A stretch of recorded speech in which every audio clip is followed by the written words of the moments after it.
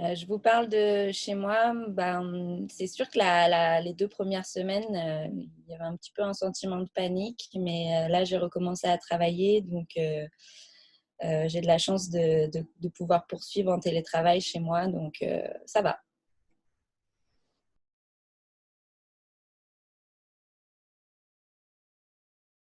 À prime abord, on peut dire que ça va dans le bon sens, ça montre que, d'une part, que le gouvernement a été capable de mettre en place rapidement un programme, relativement rapidement, un programme relativement conséquent, et d'injecter plusieurs milliards de dollars dans ce programme.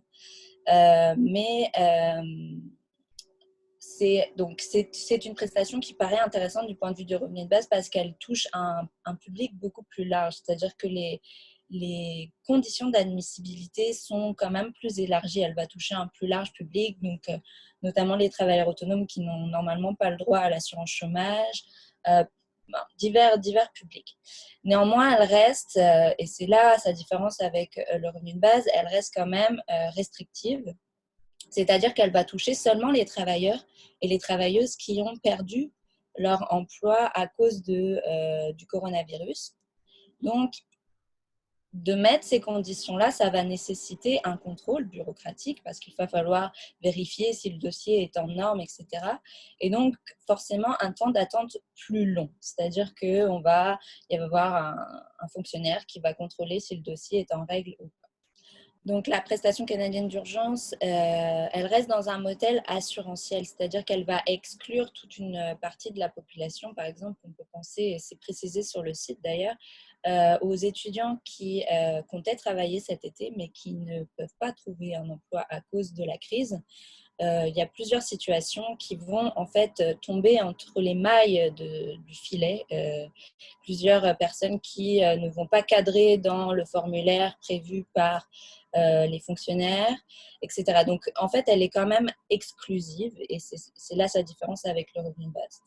Et pour ceux qui attendent cette prestation, ils vont devoir attendre quand même relativement longtemps. Comme je disais, qu'un fonctionnaire vérifie que leur dossier est en règle. Et donc, le gouvernement Trudeau a prévu un temps d'attente de 10 jours, mais à mon avis, vu le nombre de demandes qu'il y a eu à l'assurance emploi dernièrement, 929 000, je pense que ça va prendre plus de temps avant de recevoir la prestation.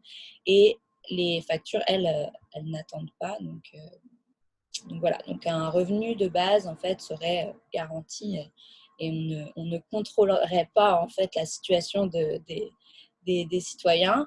On contrôle par contre après via la déclaration de revenus et on récupère en fait cet argent par l'impôt. D'autre part, elle est aussi exclusive parce que d'une certaine manière, c'est assez complexe. Moi, je suis allée sur le site hier, on ne sait pas qui est admissible ou pas par rapport, par exemple, je pense aux travailleurs étrangers. J'ai vu que l'organisme au bas de l'échelle avait produit un document simplifié pour aider les personnes à s'y retrouver un peu dans cette nouvelle prestation, savoir s'ils peuvent le demander ou pas. Mais ça reste encore flou. Et je pense que des personnes qui sont relativement démunies, j'ai travaillé un peu dans le communautaire et je sais à quel point c'est important parfois pour certaines personnes d'être accompagnées dans les démarches administratives. Et je pense qu'il y avoir un grand nombre de personnes qui vont finalement ne pas la demander parce ils n'ont pas vu que ça existait ou ils n'ont pas compris vraiment, ils n'ont pas compris ce langage-là, ils ont pas eu le temps ou ils ne se sont pas sentis capables, c'est ça, ils ne se sont pas sentis capables de faire les démarches par eux-mêmes. Et actuellement, les organismes communautaires ne sont pas sur le terrain, les services sociaux sont moins sur le terrain, je dirais. Donc, c'est plus difficile pour ces organismes d'accompagner ces gens-là dans les démarches administratives.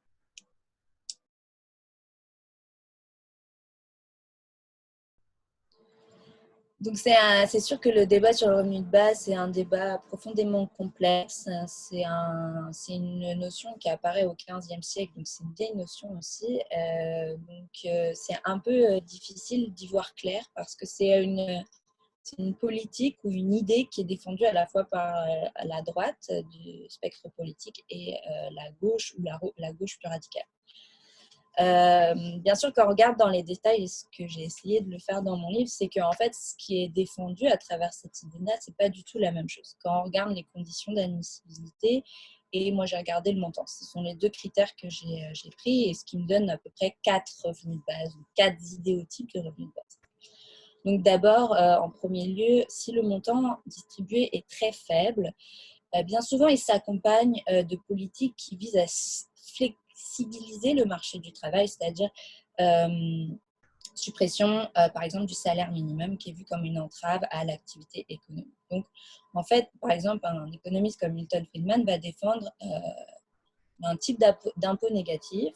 Donc, il dit on distribue quand même un revenu aux plus démunis, ce qui leur fait un filet de sécurité sociale, avec moins de conditions, c'est sûr, bureaucratiques que c'est actuellement.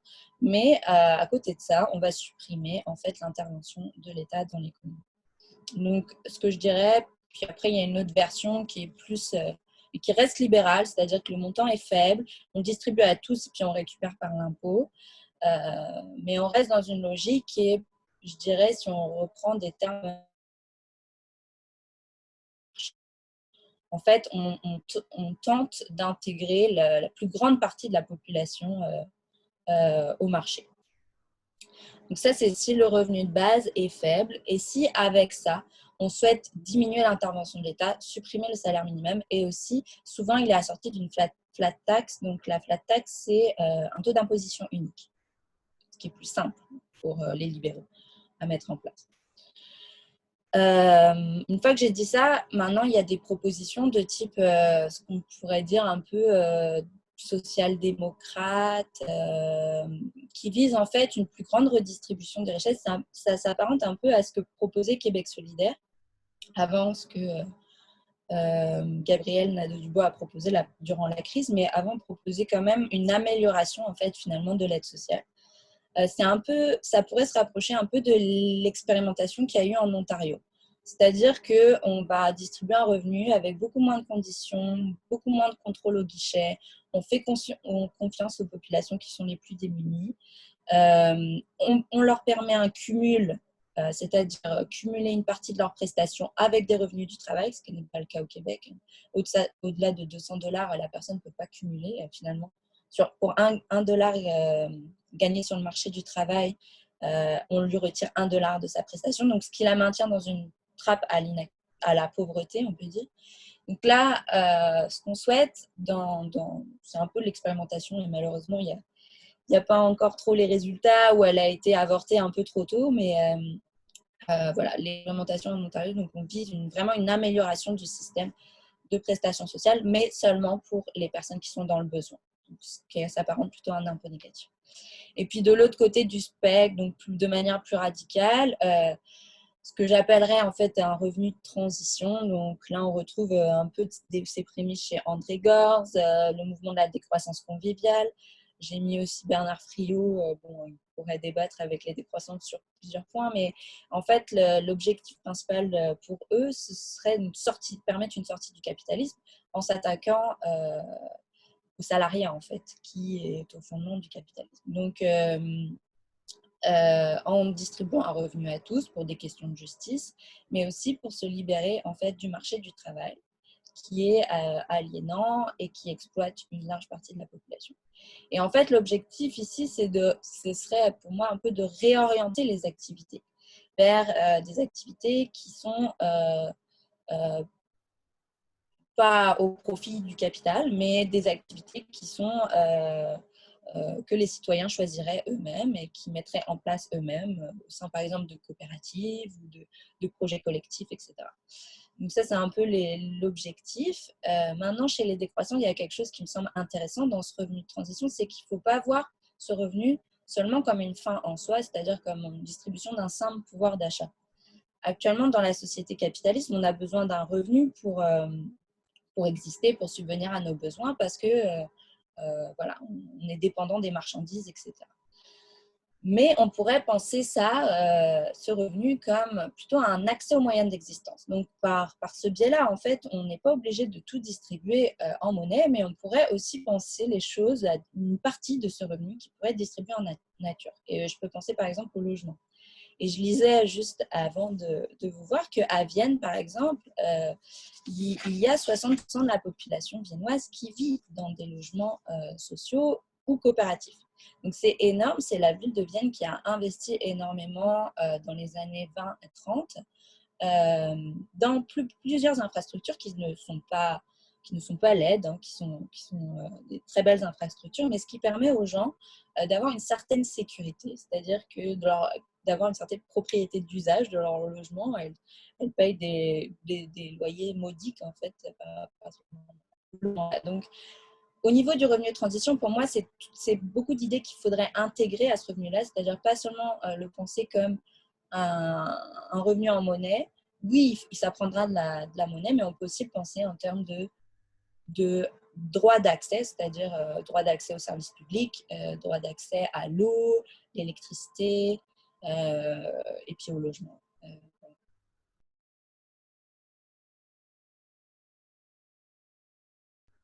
Alors, tout dépend de ce qu'on met en place et de ce qu'on supprime aussi comme prestation. Je pense qu'il y a des choses qu'il faut, bien sûr, par exemple, le revenu de base pourrait remplacer l'aide sociale, mais il ne faudrait pas qu'il supprime des prestations particulières, comme je pense à la prestation pour les personnes en situation de handicap ou des cas particuliers. Donc ça, c'est sûr que quand on pense la politique du revenu de base, je pense qu'il ne faut pas vouloir remplacer tout notre système de prestations sociales par un simple chèque. Il faut voir les choses, comme je l'ai dit, plus comme droit d'accès, et puis il faut conserver aussi des prestations particulières parce que pour les personnes, par exemple, en situation de handicap, elles ont besoin de services particuliers, etc. Donc, je pense qu'il ne faut pas tout supprimer à travers cette politique publique, mais il faut faire bien attention à ça parce que c'est aussi ce qui est proposé plutôt à la droite du spectre politique en général. Si on pensait à un revenu de base au Québec, je pense que ce qui est important dans le revenu de base, c'est la garantie. C'est la garantie, en fait, du droit d'existence. Donc, on pourrait penser les choses de manière plus large. C'est sûr, distribuer un revenu, mais avoir des politiques, comme je le disais, au niveau du logement, plus abordable, encourager. Pour moi, le revenu de base serait une politique qui viendrait, en fait, avec toute une autre manière de penser la société, ne pas seulement juste distribuer de l'argent, mais repenser un peu les choses et notamment encourager par exemple le logement coopératif, comme ça a été le cas à Vienne, etc. Donc, comment il pourrait être financé? Je ne suis pas trop spécialiste de cette question, mais il faut savoir qu'il y a plusieurs économistes, et notamment Thomas Piketty qui a proposé dernièrement. Alors, ce n'est pas exactement un revenu de base, puisque ce qu'il propose, en fait, lui, c'est plutôt un montant fixe distribué à l'âge de 25 ans, qui serait la dotation en capital universel, c'est ce qu'il appelle. Et pour lui, en fait, elle serait financée par un impôt sur le capital. Donc, en fait, ce seraient les propriétaires de capitaux qui financeraient un fonds qui permettrait de distribuer en fait à toutes et toutes un montant d'argent de départ pour une question d'abord de justice, hein, pour lui, puisque en fait, il remarque en fait les plus grandes inégalités actuellement, ce ne sont pas les inégalités de revenus, mais ce sont les inégalités en capital. Alors pour Piketty, ce serait un montant de départ, mais après, collectivement, on peut aussi décider de dire, ben non, ce montant-là, de départ, on va le distribuer une fois par mois pendant plusieurs années. Bon, après, je pense que c'est une décision. Il y a plusieurs paramètres en fait à discuter collectivement, mais je pense que le revenu de base pourrait être une voie en fait intéressante pour repenser aussi notamment notre rapport au travail et puis notre rapport à l'argent et aux marchandises. Donc voilà. Alors pour moi, ce que j'ai appelé en fait un peu dans mon ouvrage revenu de transition, c'est vraiment un revenu qui souhaite la sortie du capitalisme. Donc ça, je pense que c'est la première chose à voir. Et donc la sortie du salariat ou du moins du marché du travail. Donc voilà, on ne serait plus dans une perspective de revenu de transition, obligé de vendre notre force de travail sur un marché pour pouvoir après acheter des marchandises à bas prix, etc. Donc, on sort de cette logique-là. Pourquoi sortir de cette logique-là? Parce qu'on voit bien que le capitalisme se heurte à des limites, notamment des limites de la justice sociale. On voit bien que c'est un modèle qui redistribue très mal les richesses, mais en plus de ça, on voit bien qu'il se heurte à des limites écologiques et qu'actuellement, pour la pandémie, il y a plusieurs études qui montrent que c'est en partie à cause de ces problèmes de déforestation, de ces problèmes écologiques qu'on en arrive là aujourd'hui, où toute la planète est touchée quasiment par ce virus. Donc, le revenu de transition permettrait en fait de sortir un peu de déjà la logique des grandes entreprises, de mettre son énergie dans des activités qui permettent la transition vers des modèles de société plus soutenables. Donc, je pense que les gens ont envie de ça, je pense que les gens le souhaitent, mais ils n'ont pas le temps pour le réaliser parce qu'ils doivent payer leur loyer, parce qu'ils doivent gagner de l'argent pour s'occuper de leurs enfants, etc. Et donc, ils sont obligés après d'aller vendent leur force de travail à des grosses entreprises. Je travaille en francisation, je travaille avec beaucoup de populations immigrantes dans des grosses entreprises. Je donne des cours de français et je vois bien que c'est des gens qui sont curieux, intéressés, qui ont plein de savoir-faire, etc. Mais que ce savoir-faire, il est mis au service du taylorisme dans une chaîne de montage. Donc, c'est un peu triste, en fait. Et je pense qu'il y aurait moyen, en fait, avec cette garantie, de permettre à ces gens-là de s'investir un peu plus dans leur collectivité, créer des projets en commun. Parce que les gens sont conscientisés, c'est juste que j'ai l'impression que les gens sont relativement conscientisés. Nos pouvoirs publics ne le sont peut-être moins, mais les gens, les citoyens le sont. Et je pense qu'il y aurait possibilité, justement, avec des rencontres, des partages, de s'inventer en fait un autre monde. Et on voit bien que il ne faut pas forcer les gens pour qu'ils travaillent. C'est une fausse idée qu'on a un peu dans le capitalisme où il faut contrôler les citoyens pour qu'ils aillent travailler parce que finalement, ils sont feignants par nature. On voit bien que c'est faux. C'est faux parce que non, le travail, c'est aussi une expression, s'exprimer, c'est une expression de l'être humain, c'est un moyen d'exprimer qui on est subjectivement, etc. Et là, on pourrait, moi, je fais le pari qu'il y a personne qui resterait 6 mois sur son canapé à manger des chips. Ça, c'est un peu l'idée qu'on a avec le revenu de base en disant bon, les gens vont rester chez eux et vont être feignants. Mais non, je pense ils vont vite. On le voit bien même dans cette situation de pandémie. On a envie de sortir de chez nous, on a envie de parler à des gens, on a envie de. Il y a plusieurs réunions Zoom qui se mettent en place pour parler de l'avenir, etc. Les gens se mobilisent d'emblée. Donc, je pense qu'il faut.